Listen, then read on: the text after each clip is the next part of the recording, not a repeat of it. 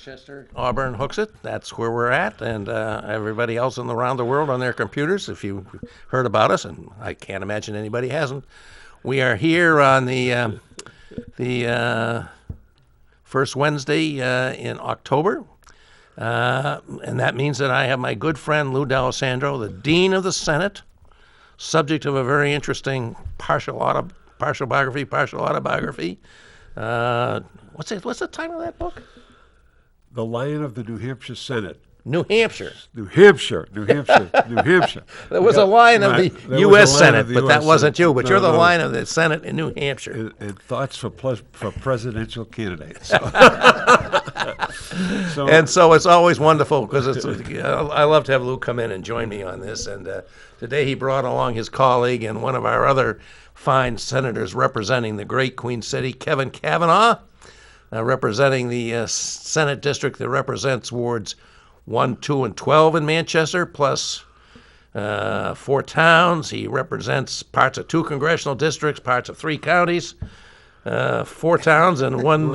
It's growing. It's Bow, Dunbarton, Candia, Hooksett. Yeah, and I know all about that. Except you succeeded where I didn't quite. And you, how many terms you served now? I'm finishing my full second term. I went to the special election in 17, served a year. Yeah, that's right. This is my first full term completed. So hopefully, We'll have another. Hopefully, serving with Lou is an honor and a privilege, and just knowing him. And I got to tell you a story for this. I don't know if I've told it before. Yeah, please. When I first met Lou, I had a civics teacher in Memorial High School. Is great. So Ronnie Pappas had this local politician come in. I was a freshman in high school, and it was Lou D'Alessandro. And it was incredible. It was because my parents knew you, my aunts and uncles knew you, and it was just great to sit there and watch. And now thinking of sitting as a kid, as a freshman in high school, serving in the Senate with you, it's an honor, and it is. Well, If there's a problem with something I don't know where to go with, and it's often I turn to Lou. Well, Lou has been an incredible asset to the state of New Hampshire, and we could go on Lou D'Alessandro stories, but I'll just tell one. One time, I was coming back from Concord, and Lou said he would like me to give him a ride, and I said okay. And he said, "Well, I'm a little hungry." He said, "You want to stop somewhere?" And I said, "Okay, where do you want to stop?" And he said, "Well, we could either go to the McDonald's there on South Main Street, or we could go across the street to whatever's over there." And I can't remember which one we picked, but when we walked in, everybody knew Lou. Everybody knew Lou, and I imagined we went to the other venue across the street that would have been the same. Lou's fond of saying life is about relationships, and boy, he has robust relationships with so many people in New That's for Hampshire. sure. Well, thank you. Yeah. I've been blessed, really, and really, Kevin, having you as a colleague is really a privilege for me, and you do great work and stand up for the people you represent, which is really what it's all about. You've been very courageous on the floor of the Senate. We can't for a moment forget that. That's why we're there, to serve the people, the working class people of the state. And it's a shame that some of the most positive legislation that we passed was vetoed by the governor. Oh boy, that hurts. It that does hurt. And it had bipartisan support. Some of those bills had 24-0 votes in the Senate, passed the House, and that's a bad situation. I think the public gets a very bad taste from seeing that happen. But Yeah, I agree, because a lot of that came through commerce, sharing commerce. And it was just, we did a lot of work with that. I think it was a total of 37 bills, bipartisan bills, sponsored by Democrats and Republicans, that we both agreed was going to help the people of New Hampshire, especially during this crisis and the pandemic. Right. And just to veto them is just that. It was a lot of work. That leaves a real sour taste in my It mouth, does. as you can imagine, because I'm stepping away, as you know, Kevin, and I'm going to miss the great and general court more than you can possibly know, or maybe you could if you were thinking of stepping away yourselves. But I kind of had a situation where I kind of had to. But to see so much of the hard work we did. We had a lot of excellent bills, as you said, with great bipartisan support. The veto pen came through, and the net metering bills. Bills on improving our energy efficiency and moving forward on renewable energy. Pretty tough. And Kevin, it's really it's a very great achievement for you to win this seat in this district, because before you succeeded in doing this. Many had tried, including moi, and come close, but not succeeded. Where you succeeded, what would you say, Kevin, are the accomplishments that you would cite as among your good accomplishments in the times you've served now? And I know there were many fewer than there should be because of the vetoes. But what are some of the accomplishments that you would like to bring to people's attention? Well, I mean, just getting there, I think, was an accomplishment for Absolutely. working people. And Absolutely. I've had many of my friends, good friends, Republicans that I hang out with, golf with. We have a great time. I know their families. I've coached their kids, and we start talking about Democrat or Republican. Well, so let's talk about the issues. And we look at that, and I had one of my friends, his wife said, "Yeah, this is crazy. Why are we just voting party? We can both work together, and this is affecting our families and our kitchen table issues. Where we can work together and get someone that knows what we're all going through." Yeah. And it's so that is an accomplishment. I sad to say, I've had a lot of great bills that were vetoed, and God, really, they really could have helped a lot of working people in this district. And Yeah. so, but we keep on plugging away. But the accomplishment so far is getting there, and I think, and I hope, and I'd love to be there for another term anyway. But you really to get there and Sure. and push forward some of the ones we had with some of the ones we had with tenants, but also with homeowners. A lot of the things they say, well, they're landlords and they can't evict, and of course we don't want that. But a lot of the people that own in this district, they're doing it to keep this house to pay for their kids' college. Yeah. And they're doing it because they're working people trying to do things Right. for their kids and make their kids a better life, so they're not straddled with a $150,000 college debt. So it's just Sure. so. I mean, I hate to say it, but a lot of the things I'm most proud of have been vetoed, and it's just. I'm going to keep on working to try to get them through. And, Sure. and a lot of them that were vetoed were again, had a lot of bipartisan support. Some of them had a voice vote in the Senate, right, Lou? And Right, then yes. they get vetoed, and they they just don't go. Yeah. Well, there's a good answer for that. Veto-proof majorities Right. in Or the a House great and in governor. the Senate, No, or a no, different governor, or a different Dan, governor. who sits right next to me, I shared an office Yeah, with. That would be yeah, even better. either one would work just fine. Right, We could right. really do some great things. Right. Lou, you're running. What number term will this be? I should know by now. This will be. I'm seeking my 12th term in the Senate. 12th term. That's Yes. an amazing record, and you're the dean of the Senate, and you're chair of Senate Finance, and you've done so much to help the state on all of that. What are some of your proudest accomplishments in your legislative career? You have many other accomplishments, but Well, your legislative career. Yeah, well, I think one of my most most important pieces of legislation was the School Feeding and Nutrition Act, where we passed a bill when I was in the House of Representatives, Bob, which required every school in the state to offer a meal to kids. Prior to that time, there were many schools that did not offer a meal to kids. So we worked it and worked it and worked it, and at that time the governor was Meldrum Thompson, and he was adamant about vetoing the bill. But we worked it, and we got it through the House, and we got it through the Senate, and we got it passed. And we did it without an appropriation because we tied it to the School Lunch Act, which was passed by Hubert Horatio Humphrey. Talk about great accomplishments. How about passing a feeding bill for school kids all over the country? And is that still operating? That's still operating. And providing kids with food? We still do it. And if you belong to the school lunch program, the National School Lunch Program, you get reimbursement for every meal you serve, for every reduced price meal that you serve, and for every free meal that you serve. And that's one of the basic staples of our education funding program. Oh, it certainly is. You get further remuneration by accounting for free and reduced price lunch. So that was I was a novice. My first term in the legislature, I didn't know anything. I didn't know anybody. And with the help of Celia Wynn, God rest her soul, who was a representative from Nashua, and Marshall French, who was the chairman of the Committee on Education, we got the bill through.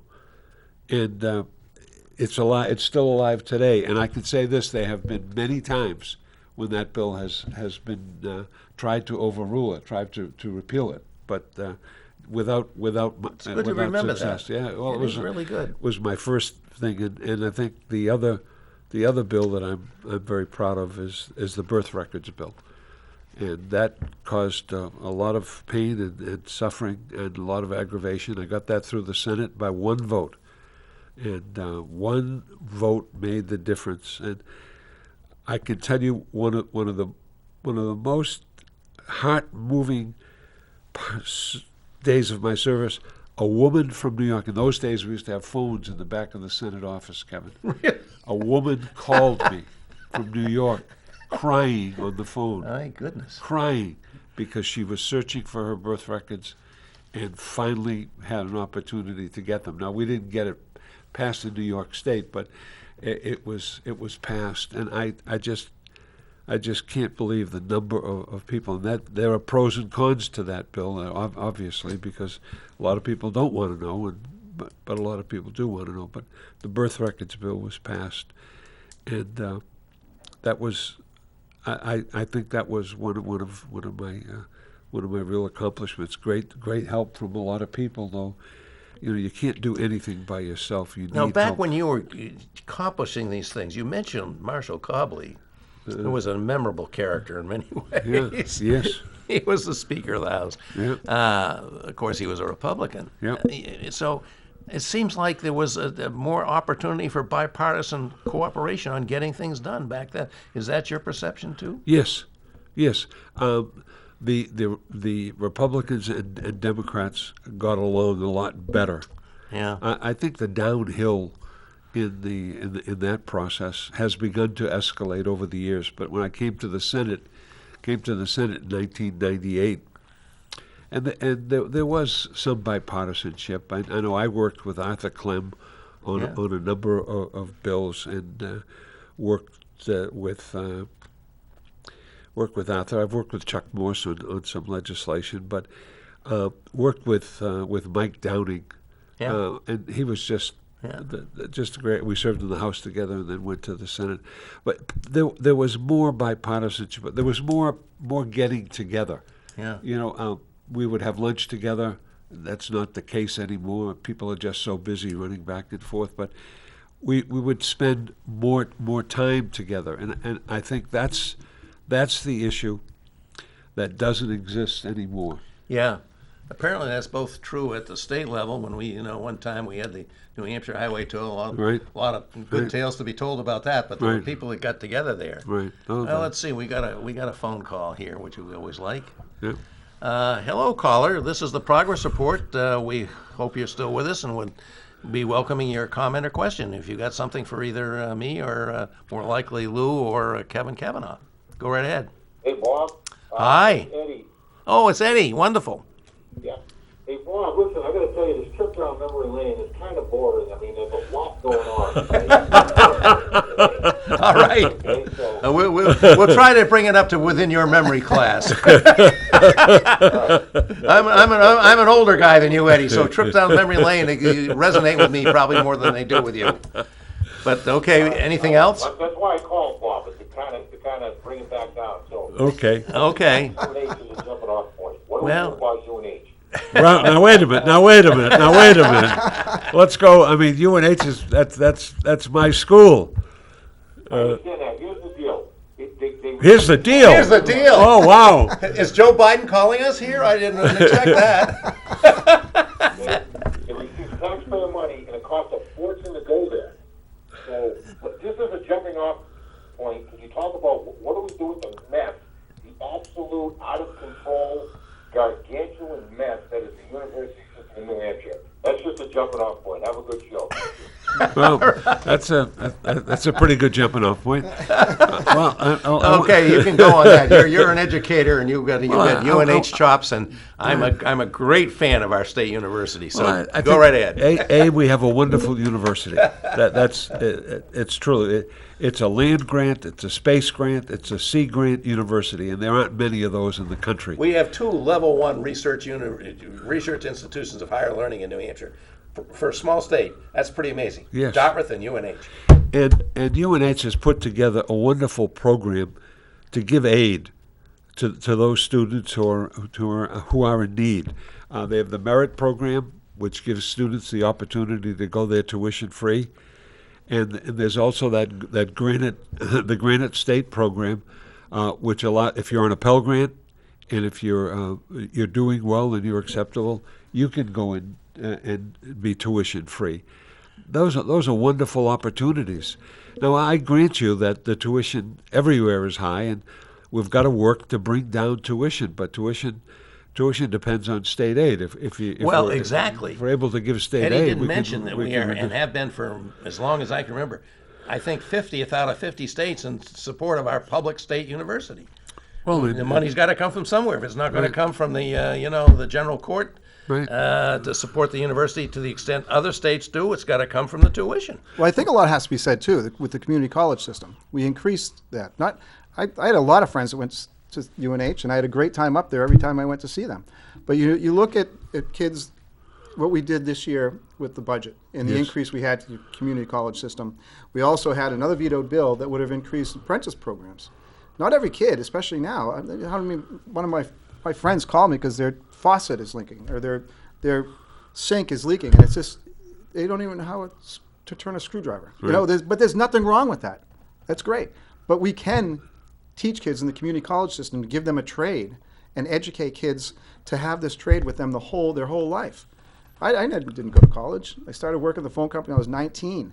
And there's a lot of kids out there in my situation that we can do that. So it's just like, I love UNH. I do.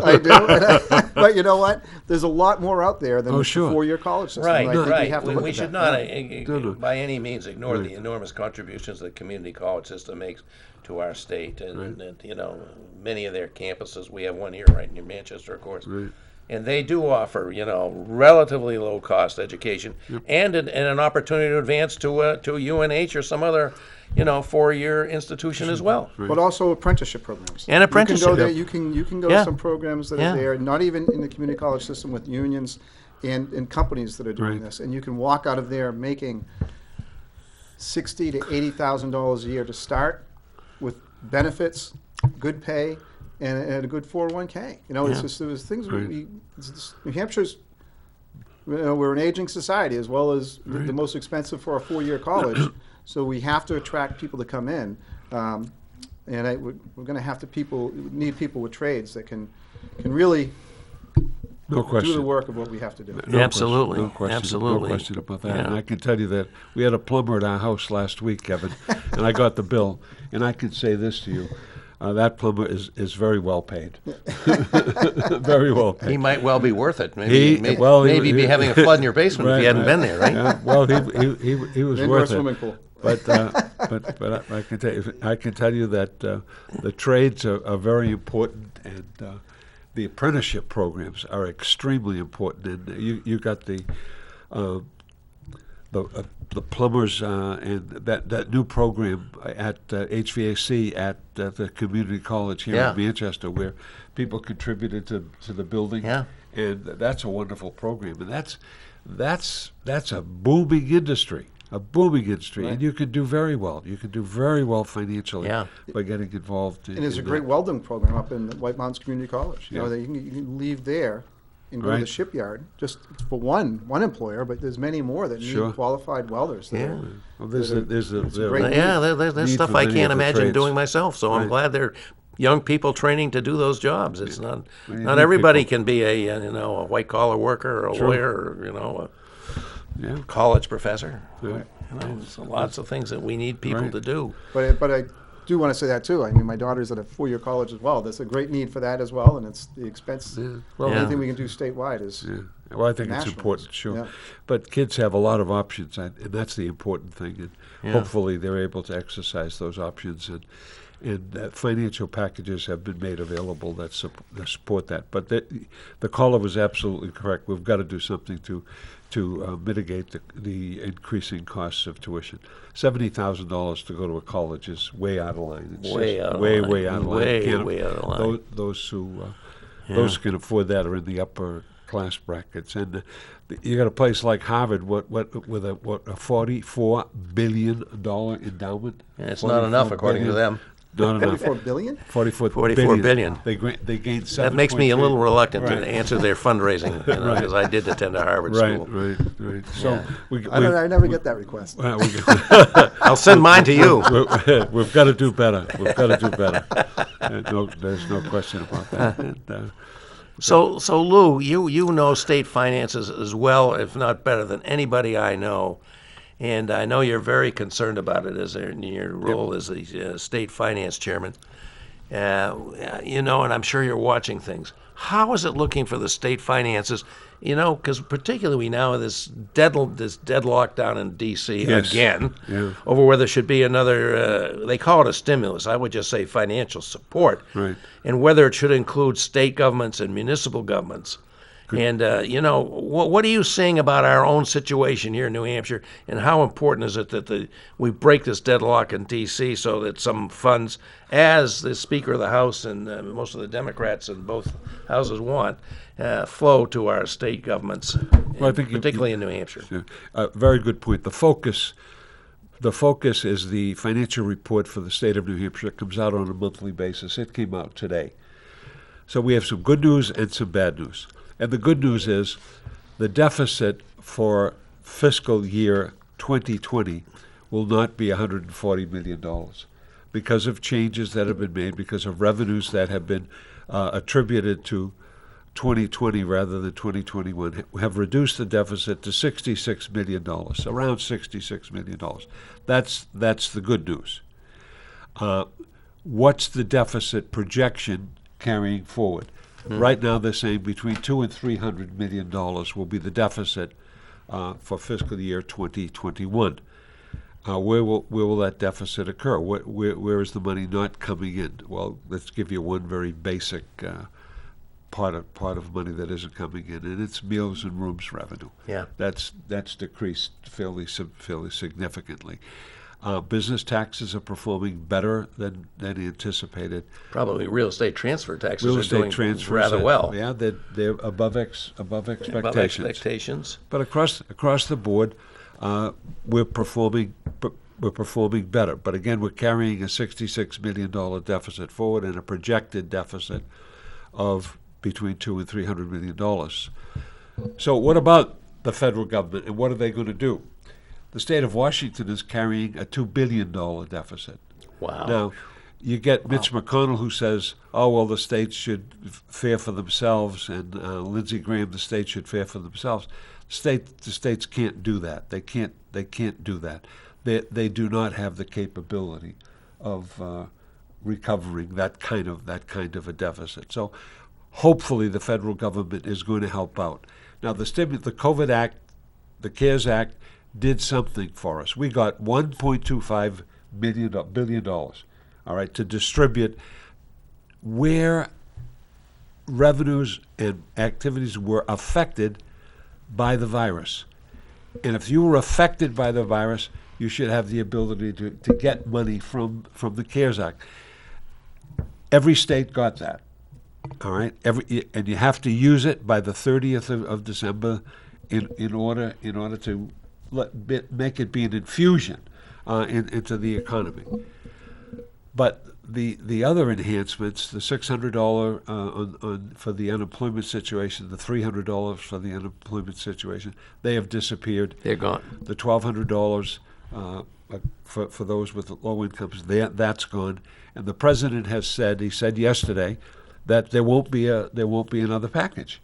Yeah. All right. Now, unilaterally, he says there won't be another package. And Stop negotiating. pull the plug. Well, what about all the people who have needs? And we have needs in the state. We're trying to deal with a situation with the Gopher Committee right now, the Mascoma Community Health Center. They're in trouble. And why are they in trouble? Well, a lot of free care. People don't have money to pay. If you're doing dental care, in order to put the garments on and do the cleaning process and so forth, it's costly. The space between patients is greater. The ability of patients to come is decreased to some extent. So all of these problems are still here, and the way to deal with them is through this package from the federal government. And yet, the president says we're not going to do anything. Well, the president also said, "Don't worry about the virus." And I said in a posting on my Facebook, tell that to the 210,000 people who have passed away, not to worry about the virus. Well, and tell it to all the people in the West Wing that have Right. now been Yeah. confirmed positive for COVID. And tell it to the parents and relatives of people. Come on, let's do something positive. We have to do something positive. And how do we deal with it? And certainly a stimulus package is part of it. Wearing the masks, distancing. These are all smart things to do. And we've got to do them. We've got to do them. This is the worst situation we've seen since the great epidemic of 1917, 1918. The world has never seen anything like this. Millions of people have been infected. Yeah, Millions of people. yeah. And it's incredible to see too, even on the governor's economic reopening task force, GERT, right? Yes, that you're on We're that, still, right, yeah, I'm right. on that, and it's great to be on it. And you still hear from restaurant owners, retail owners. The retail association is still they're hurting. You can't Yeah. get enough Yes. people in there. They can't let people in. But every industry we hear from every week, they're devastated. You know, and they're trying to reopen. But you're right. We've got to look at it first safely, because we have to get the employers open, but the employees and the customers you have to reopen safely. And how do we do that? But a lot of that money is, if we can get money from the feds to help with Sure. this, it's going to be incredible, because there's so many people that are hurting, and every week we hear it on the public comment we have, and we're trying to do what we can to Yes. open And now, that now we're safely. hearing that many major companies, the airlines, Disney, and the so on, airlines. you know, tens of thousands of people about to be furloughed or are being furloughed as we speak.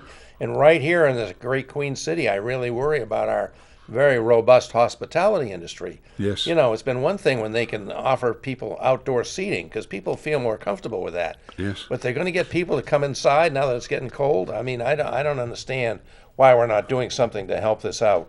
Just doesn't And it make is, sense even to me. locally with this. I mean, a friend of mine, he's in commercial real estate. You think it's his commercial, but really he has his own building with four condo units or not apartment, I don't know what you call them, but you know, he has 4 businesses in that unit, in that building. 3 went out of business.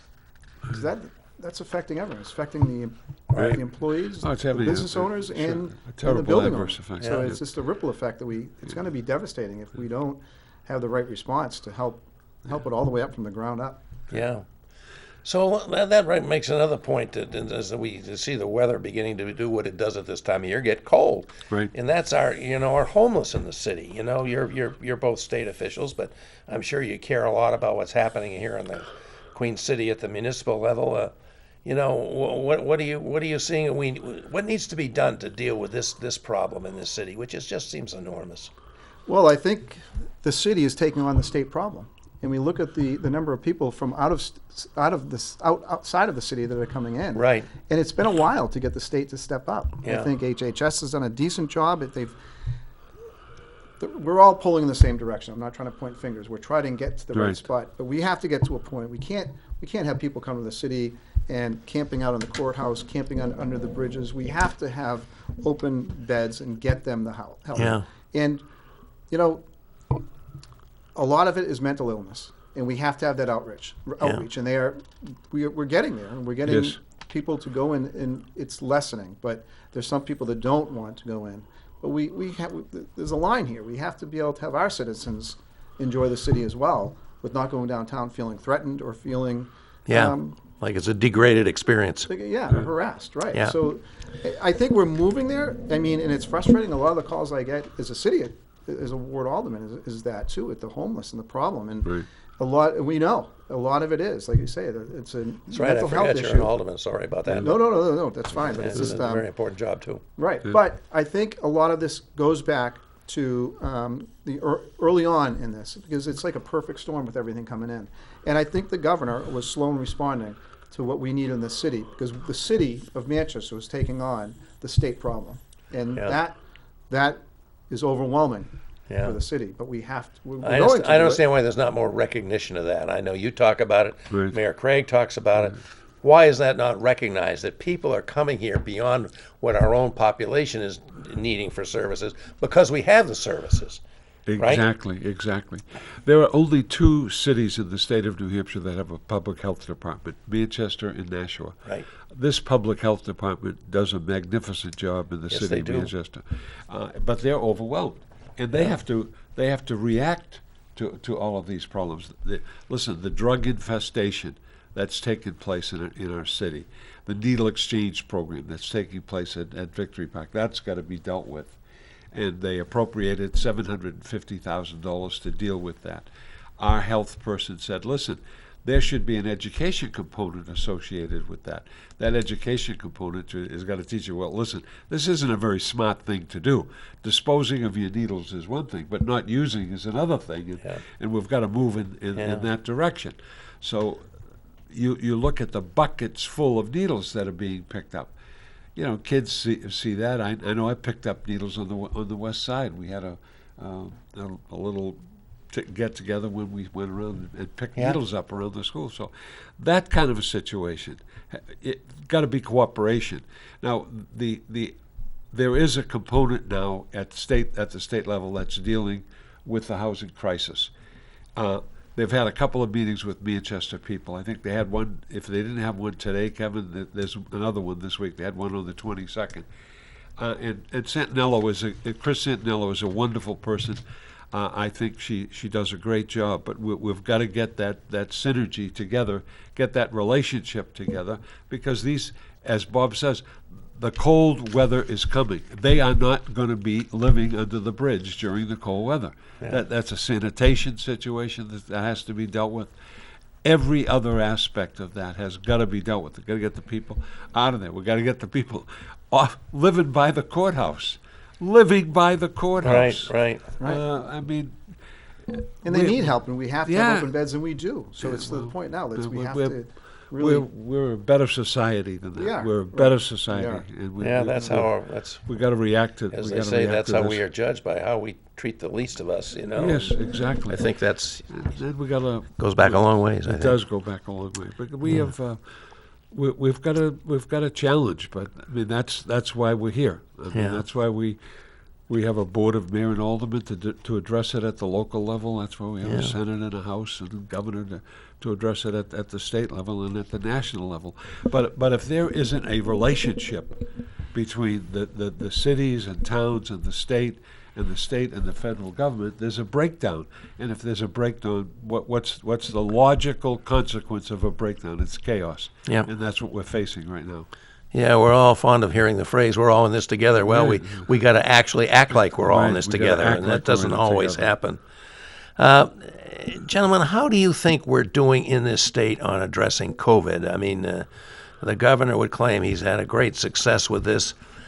Just alarming to me to see that in so many places that thought they were in good shape, like the city of Boston. I just understand the city of Boston's gone above 4% on positivity just recently. Yep. The city of Boston seemed to be doing really well under Mayor Marty Walsh, who I think is an excellent job as mayor. Yep. And, we've felt very good about our own role here in New Hampshire. But, I do think, with the cold weather, it's not only going to be a problem for the, dealing with the housing for the homeless, it's going to be a problem for the COVID. How do you think we're doing? Well, I think we have a couple of things that are in our favor, and one is geography. We don't have dense urban areas in New Hampshire, with the exception of maybe of Manchester and Nashua, and to some extent Concord.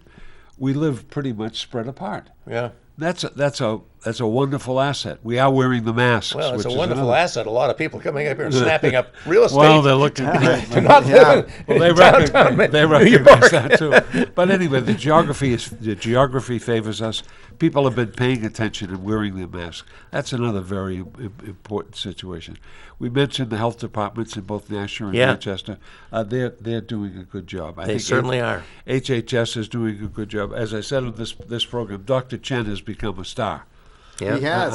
He's a superstar, I think. He's a superstar. You listen to Dr. Chen. He's the person who knows about infectious diseases, and he at least gives you a clear interpretation. This is what you have to do. This is what happens if you don't do it. this is what you must do if indeed occurrences are brought upon you. So we're doing a better job than most. I think that if we had one shortcoming, it's in the return of our children to school, and that could have been handled better. And I've listened to our school board meetings, Kevin, and they go long into the night, and sometimes without much of a decision-making process. But our kids, they really suffer because we're social human beings. Socialization that's a big part of our life. Yeah. So we're back. I think K through 2, we're back in school. The rest of it's virtual, and we're going to make a decision at the end of this month in Manchester as to whether or not to go back. Goffstown's had a better situation. They seem to have adjusted well. They're doing it virtually at this point and thinking about. But now what the we're next worrying step about a is. lot of places, like my son in London. You know him, Yep. Lou. My grandson is in school, but for how long? I mean, Right. it's Right. he says, I think Dad will be lucky to get 6 weeks. Wow. And so, and he's really following this stuff. What do you got to say, Kevin, about how we're addressing COVID? I think my opinion has changed a lot. I think it was cautious to do it the way we've done it in Manchester, but I'm seeing it now more, the social part, like you said. Right. Kids have to socialize. And a friend of mine, it was in the summer, but he was on a bike ride with his daughter. She started crying. And she said, I saw some kids playing in their trampoline in their backyard, just missing that contact. Right. My daughter, who's in Rhode Island in college, I think you can do a great job, and it's going to be expensive though. We're talking about money coming in with tests. Before she went back to school, they had to go down. They had to be tested. They have to be tested twice a week. And I think I can't remember the exact numbers, but I want to say around 17,000 tests right now. They've maybe had 7 or 8 positives. They stay on top of it. And that's what we have to do. I don't Right. think there's any way we can have 13,000 kids in the city. We're not going to see some kind of spike. But I think we can have some testing. It's a big, big problem. But I think in the end of it, we have to somehow get our kids back. We got the School, they're gonna resources be- to make the schools as safe as they can be. Proper ventilation, proper spacing. I think we have to meet all those standards. Yeah, I think we do. Yeah. I would say so. So that brings me to another question. It's a hardy perennial. School funding in New Hampshire. You know, we have Andrew Valinsky and John Tobin going back to, 20 years, and Supreme Court case after Supreme Court case. At least. And you least guys have 20. wrestled with it. Governors have wrestled with it. And here we are with a new lawsuit, originally brought by the Conval School Right. District, the Kentucky Valley, and many others have now got into it, and it's getting back into the courts. Right. What do you think is the way to assure that we assure, and we in Manchester, you know, we have the, hardly the distinction, but we have the notable fact of, you know, spending less per capita on our students than just about anybody else in a municipal school system. And so what do you think, Kevin? What's the answer to that, and what would you advocate for addressing the issue of inequality in our educational opportunities? I think what I know when I first got involved with politics as an alderman in Manchester, the biggest thing was the frustration we've seen from what the city was doing for education. I think it's all 3 of my kids went through public schools. My youngest is still in his last year at Central, and we kept on seeing that. I remember my first term as alderman, when just you're learning what's going on, and they said we have to wait see what the state's going to give us, and it just blew my mind.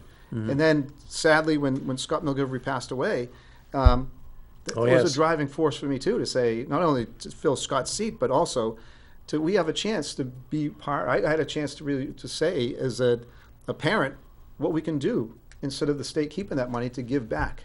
We got this. We got this with Lou on finance this past budget process, with Donna Susi from Manchester on there to say, all right, we're going to give back to the cities and towns. And what we had for the public schools in Manchester, 3.5, and we couldn't get the votes to put it to the school district. That's on the voters at this point. We have to show people what people they're electing are doing with the money for the school system. If you want to talk about the funding for the school system in Manchester now, it's not in the school district, It's on the aldermen. It's on the aldermen that we put in there and what they do with the money that now the state has given back. And if we can get the right people back in the Senate and get more money back, we have to be able to tell the voters next year, if the money's coming back, where do you want it to go? Get to the ballot box and let's hear what you think. It's the education problem has been around for a long time. I was part of the first education funding solution when Gene Shaheen was governor. That piece of legislation, I was on the committee of conference for that piece of legislation. Spent an entire evening going back and forth with the House to come up with a solution. We thought that solution would be in place. One of the things that's really missing in the education formula, in my opinion, is the targeting of aid. We should be targeting aid to the most needy communities. That's first and foremost. Right. We tried to do that. I think when John Lynch was governor, we had a targeting formula that was in place, and it was not accepted. We've had two times when we could have solved the education problem. One when John Sununu, the father, was governor, and he vetoed the education funding formula, the Augenblick formula. Right. All right, which would have solved the problem. All right, that's for sure. It would have solved the problem. And we had a second opportunity to do that during the Lynch administration if we had accepted a constitutional amendment which allowed for targeting. Both were rejected. So we're back to square one. There is a commission that's in place now that's looking at education funding. It's a large commission, I think 25 or 30 members, and they've been meeting continuously since the end of the legislative session.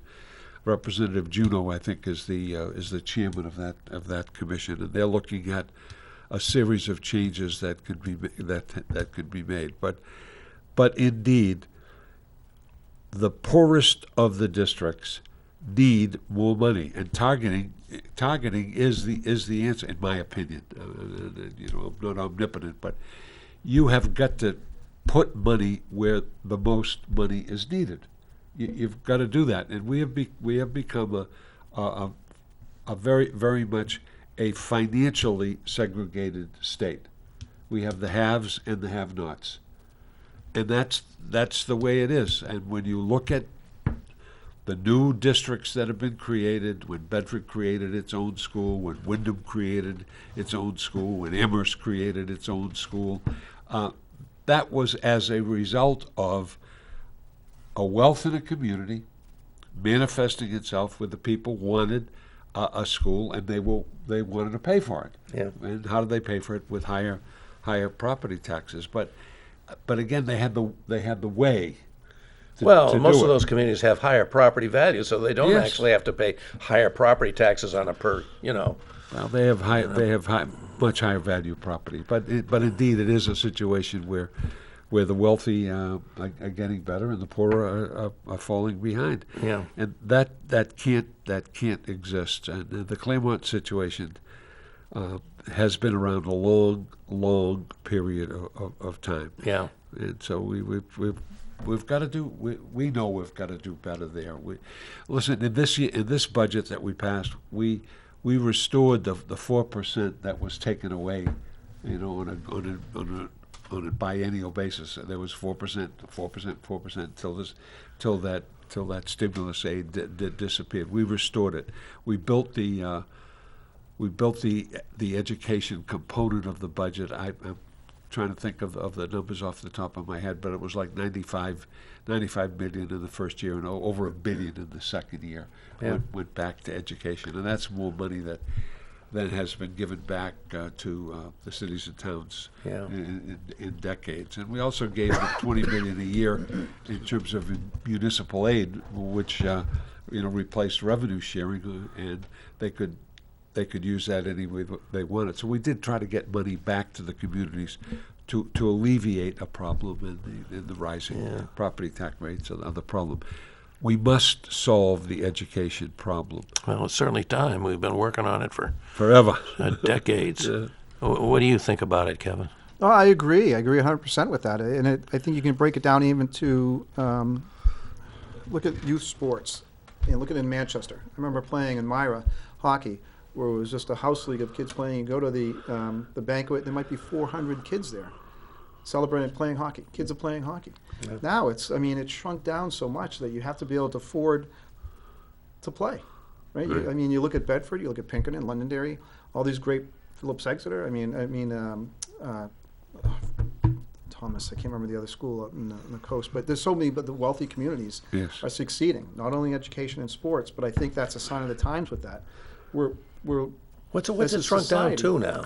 Excuse me? What's it shrunk down to? You said it's shrunk down. Wait, was 400 people would be going to these celebrations of youth hockey? Oh, I don't think there's any more.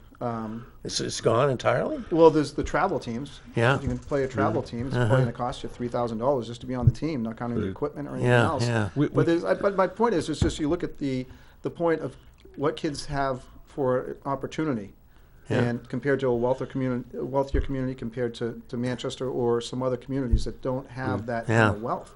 Yeah. And I think that's going to build it up. There's so many different things. It's of course the ideal, the most important one is education. That's what we need. But I think when you break it down to the things, the opportunities that kids have and don't have, compared to in more challenged communities, compared to wealthier communities, you see, like Yeah. Lou was saying, the separation between the opportunities from wealthy and the kids that are growing up Sure. in need. So what can we do to fix this? I mean, we have the court decisions keep coming and coming, and at one point the Supreme Court stepped away, and now there's a new lawsuit. They may be stepping back in, and I think the state adequacy formula for the statewide so-called statewide property tax is what, $3,600, and we all know you can't educate somebody at the any level, especially high school level, with the kind of things you would like to see, like robust sports programs, for anything like that. So if we raise that up, how are we gonna fund it? And do you think we can ever get to the point where people accept in the property-rich communities, whether it's Waterville Valley, thank you, Governor Sununu, or Moulton Borough, or Newcastle, or we can name them, where they will be willing to say we have to be willing to share some of our easily paid property taxes. We have such high property values with Manchester or Claremont or Pittsfield and so forth. Well, there has to be movement in that direction, and that's where the targeting becomes a very important component. Yeah. A very important component of that. But yes, we have the statewide property tax, but the statewide property tax produces, I think, $383 million. But if you produce more at your local level than you need, you retain it at the local level. Mm-hmm. Remember the Donor situation? Yes, the donor towns was So now very, we're- very difficult politically. Very difficult to get Yeah. over. But that's got to be the start of it, and the distribution of that, the distribution of those dollars and the targeting of those dollars. It's got to come. Remember, our Constitution, the interpretation of the Constitution is first dollar payment based on equal and proportional. I think Yeah. that's a little out of step also. The Supreme Court jurisprudence on that is, let us just say, confusing. I think so. So we got a long way to go, but we have a lot of people working on it, and I think we do have to come up with a solution. As Kevin's children, all of my children went through the Manchester system. Yeah. K through 12. My daughter graduated from UNH. My son graduated from Plymouth. My oldest did not go to school. And my grandchildren, one of my grandsons graduated from the university, another one graduated from RIT. So we understand, we as parents, grandparents, we understand that if a child wants to go to school, they've got to have a good base to drive off of. Yeah. A good base. That means the course offerings have to be there at the secondary level and at the primary level. I remember when I was on the school board, the big deal was languages. We had started dropping languages. And here we had Professor Rassius, graduate of Central High School, who invents the Rassius method of teaching foreign languages, becomes famous, world famous guy. He's at Dartmouth College. He has the Rassius Institute. He's on 60 Minutes, and what do? We drop languages in Central High School. How do you figure that one? Oh dear. You know, so we got a long way to go, but we got some. I think we got a good superintendent here in Manchester. I think we do. A lot of good I hope we teachers. have him on this program Yeah, soon. so we're moving in the right direction. We got a good mayor, a good Yeah. board of aldermen. So, hey, we got to go. More people have to become engaged. So I think that's the real issue. People have to become engaged. I remember. When my kids were little, my wife ran the Parent Teachers Association over at Park Avani, and we had a carnival, and we raised the money. And as you said, we were all in it together. And All in it together. I think that really do that. that's got to come back. The old neighborhood concept has got to be restored. We got to have more in. Yeah. All in. And it's great. It's great. I mean, even involving with that, you meet the parents, you Yeah. meet the kids, you know those kids It's all the way terrific. through them growing up, and it's great. And even, Yeah. I mean, I love it on the state level. The respect everyone is shown. You can disagree, but you can get along, and we need that from the local level all the way up through Right. the highest level. And Yeah. it's just because you know what, everyone's serving because they believe in a community, they believe in doing Yeah. better. You're not doing it for the salary, that's for sure. Right. We all know that. So We haven't got a whole lot of time here, but I'd like you each to talk about how you find campaigning this year. You know, it's a different world we're in, you know. Yes. I mean, and I'm hoping for a big blue wave, I got to tell you, and I'm sure you guys are too. And may it be so, but how's it different this year, and how are you handling it, and what are you hearing from people about how they're feeling, and to the extent you're able to actually knock on doors and talk with people, or how are you doing it, Kevin? Well, there's been no knocking for me. I love going out. Typically, I get on my bicycle and you go from house to house. It speeds it up, and it's a little exercise. It's great. I love being out there doing it. You can't do that this year. A lot of what we're doing, and I hate it. I mean, to be honest, you're just calling, but you've got to do that. And the biggest thing when I give that spiel to saying, normally I'm knocking doors, but to be safe with this pandemic we're in, How do you I wanna get people call to you answer the safe. phone? I mean, people don't want to answer the phone if they don't recognize the number. Right. Yeah, it's not a. It must be frustrating. It is frustrating. It is frustrating, but they appreciate you looking out for their safety, saying, "Well, I appreciate you doing this." Okay. And you know, the Zoom meetings, and it's just those. There's all different things that you can try, but yeah, it's frustrating. It's frustrating, especially lose point even from our kids. You don't stop being social after you're done being a kid. You're social. It's just you love seeing that. A lot of the house parties. How many times you're at either house parties or in-person events, big, small. They're great. You see people. So you're you doing have a lot some of fun. social media and mailing and that sort of thing? Mailings, yeah, doing mailings. Our mailing process we had to really adjust to as well with the absentee ballots, and a lot of that is really you're speeding the campaign up because you've got to meet that. Yeah. You have to meet the voter earlier, right? Does this mean your campaign budget is less than it would be or more than it would be? Or what are you needing to do to be funded sufficiently to get your message out? I've always said if I can increase spending, I want to hire some kids to come in and get the experience and hire people. Yeah. Right? Can't do that this year, right? So it has to be mailings. You have to have a robust mailing. Everything's increased. Yeah. The mailings, you have to increase added cost of the auto dialer coming in, and then social media. Everything is increased, and it's sad to say for me that for all of us. I mean, Sure. it's great having young people around and saying, I'm organizing this group. I'm knocking here. I'd rather put it in a young person's pocket this money than. And then nothing wrong with a business owner who's doing mailings, but it's just, but we're stuck. It's totally different. You have to rethink how it's going. And it's been an incredible staff, I think, that have really been supportive and doing a great job because a lot of these people are the same thing we're dealing with. Everything they're doing, whether organizing and getting candidates organized and the staff going, they're doing it all remotely. Yeah. And I've heard one of them having a birthday party, remote birthday party, Right. and trying to meet. A lot of these campaign workers are coming in from all over the country, and they make these contacts for their whole lives, and they met these networks. And now that's different. You might know them through a Zoom, through a phone call, but it's a lot different from the years past when you're having social gatherings Right. with these Yeah. younger people that are working campaigns, and it's just that's a lot of And the a lot pizza of part boxes of are it. stacked up, and they're. How about for you, Lou? Does this seem real different this year? Real different. You know, we used to start the campaign every year with our birthday party, and our birthday Oh, party. yeah. And we have had that birthday party for 21 straight years. I've been to many of them. Yeah, and we couldn't have the birthday party, so what do? We depend upon mail. We depend upon relationships that we have built up over the past, you know, and you do a lot of the telephone calls, and you're right. People don't answer the phone, so you call people who you know, and you ask people to call people who they know, so they'll Oh, pick that's up right. That's a good the system. phone.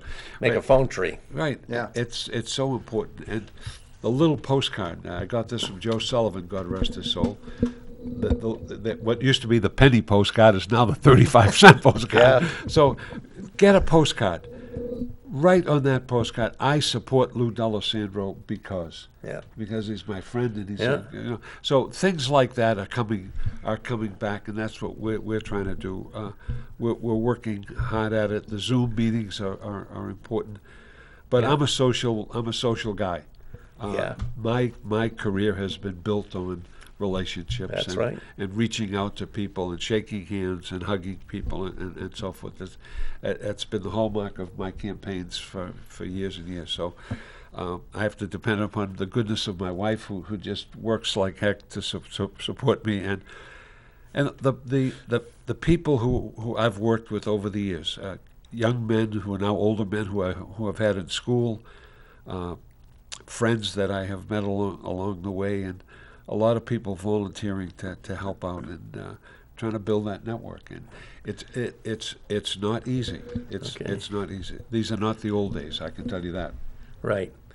So we've used up another hour here. It goes by pretty fast, doesn't it? Thank you, Kevin, for does. Well, coming in. thank you for the invitation. It was really, Honored to be here with it was both of really you. terrific, guys. I think you made a nice contribution. I hope we had one caller. Thank him, and I know we have others that didn't call in who do view. So we'll do that. And I think next week I'll be back with Lou because Mike Farley just told me today that he's unavailable next week.